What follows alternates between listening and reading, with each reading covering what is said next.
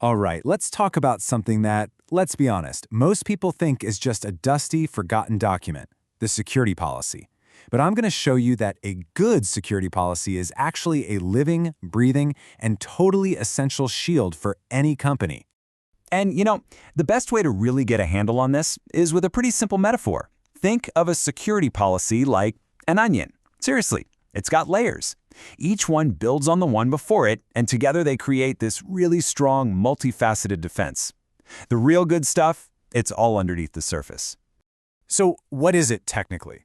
Well, you can think of it as the official rule book. It's the document that spells out exactly what's valuable enough to protect, what the biggest threats are, and, this is key, who's responsible for what. It's basically the blueprint for a company's entire security game plan. Okay, you ready? Let's start peeling. We're going to pull back that first layer and get right to the very core of the policy. This is where we find the why behind, well, everything else. At the absolute center, you have the purpose and scope. The policy has to be crystal clear about what it's protecting. Are we talking about sensitive customer data, super valuable intellectual property, or maybe even physical hardware? And here's the thing. That protection has to line up with the company's main goals. I mean, security isn't just floating out there on its own. It's there to help the business succeed.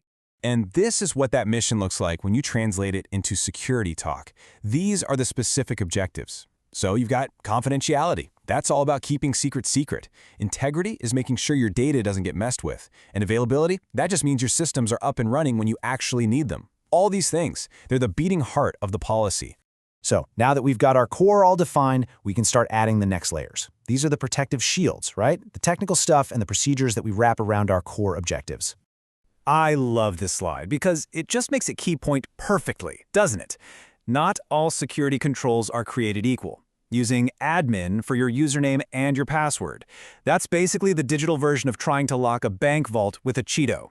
Yeah, it's technically a control, but come on, it's not a good one. Now, on the other hand, these are the heavy-duty locks. These are strong, practical measures that form a real protective layer. Access controls decide who gets to see what. Firewalls, they're like the super vigilant gatekeepers for your whole network. And encryption, man, that's what scrambles your data so it's totally unreadable to anyone who shouldn't have it. So even if it gets stolen, it's completely useless. Okay, another critical layer here is risk management. And this isn't a one-and-done thing. It's a constant cycle. First, you've got to identify the threats. We're talking everything from hackers to floods. Then, you figure out how likely they are and how bad the damage could be. Based on that, you put plans in place to lessen those risks. And finally, you have to constantly keep an eye out for new threats, because you can't protect against something you don't even know is there. And we absolutely cannot forget about the compliance layer.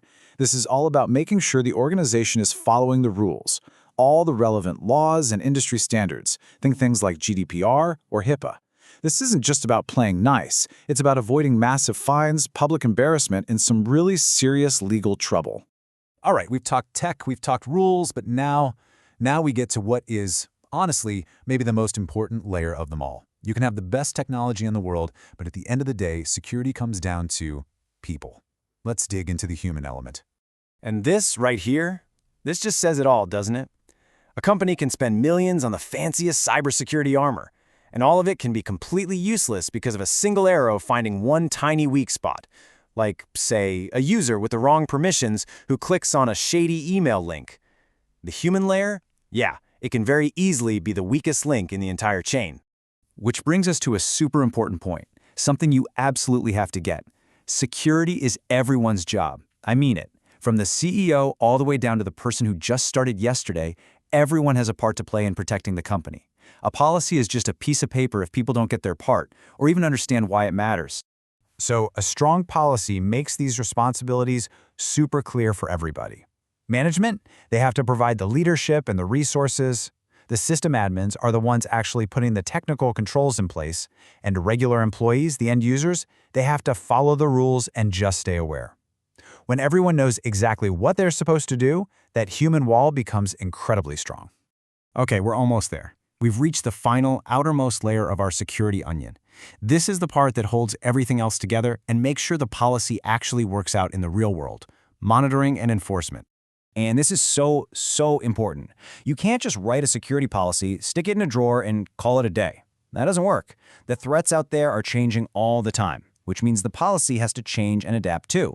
It needs to be a living, breathing part of how the company operates. So, how do you actually do that? How do you keep it alive?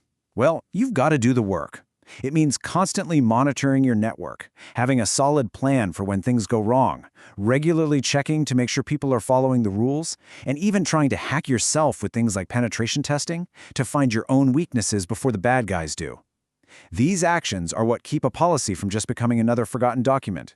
So after peeling this whole thing apart, layer by layer, let's put our security onion back together real quick and take a look at the whole picture. And there you have it, a complete, solid security policy. It starts with that strong core, defining its purpose. It's wrapped in protective layers of technical controls and smart risk management. It's brought to life by the human layer, where everybody knows their role. And it's all held together by that outer skin of constant monitoring and enforcement. At the end of the day, a great security policy is really so much more than a document. It's a mindset. It shows a real commitment to protection, top to bottom. So, the question I'll leave you with is this.